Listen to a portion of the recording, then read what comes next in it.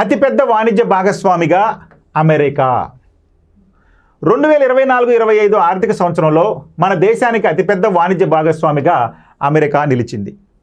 ఈ పరిణామం సంభవించడం వరుసగా ఇది 4వసారి. అంటే అతిపెద్ద వాణిజ్య భాగస్వామిగా 2024-25లో అమెరికా కాదండి, అంతకుముందు కూడా అంటే 2022-23, 23-24లో కూడా అమెరికాతోటి మనం అతిపెద్ద వాణిజ్య భాగస్వామిగా ఉన్నాం. అంటే ఇది 4వసారి. మరి రెండు దేశాల మధ్య ద్వైపాక్షిక వాణిజ్యం $131.84 బిలియన్ నమోదైంది. చూడండి, $131.84 బిలియన్ ఉంది.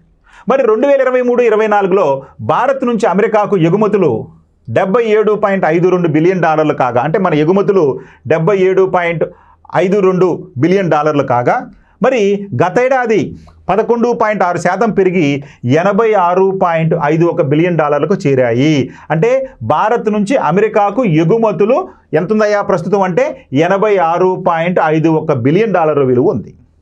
అదే దిగుమతులు తీసుకున్నాం అనుకోండి, అమెరికా నుంచి మనకు వచ్చే దిగుమతులు తీసుకుంటే $42.2 బిలియన్ నుంచి 7.44% పెరిగి $45.33 బిలియన్ చేరాయి. అంటే భారత్ నుంచి అమెరికాకు ఎగుమతులు ఎక్కువగా ఉన్నాయి, దిగుమతులు తక్కువగా ఉన్నాయి. గుర్తుపెట్టుకోండి, అందుకని మనకి వాణిజ్య మిగులు అనేది ఉంటుంది అమెరికాతోటి. సో చూడండి, మొత్తంగా భారతదేశం నుంచి అమెరికాకు ఎగుమతుల విలువ ఎంత అయ్యా అంటే $86.51 బిలియన్. అదే అమెరికా నుంచి భారతదేశానికి దిగుమతులు కనుక తీసుకుంటే ఎంత అయ్యా అంటే $45.33 బిలియన్. సో కాబట్టి దిగుమతులు మొత్తం కలుపుకున్నాం అనుకోండి 131 ఎంత వస్తుందండి 84 బిలియన్ వస్తుంది. ఇది వాణిజ్య విలువ. సో కాబట్టి దిగుమతులైన మొత్తం కలుపుకుంటే ఇది ఇంత పెద్ద వాణిజ్య విధుమతి ఇతర దేశాలతో ఏదో అమెరికాతోటే మనకుంది. కాబట్టి మన భారతదేశంతో అతిపెద్ద వాణిజ్య భాగస్వామ్యం ఎవరయ్యా అంటే అమెరికా. ఇక దీంతో వాణిజ్య మిగులు $35.32 బిలియన్ నుంచి $41.18 బిలియన్ చేరింది. సో అమెరికాతోటి మనకి వాణిజ్య మిగులు ఎంత ఉందయ్యా అంటే $41.18 బిలియన్ ఉంది.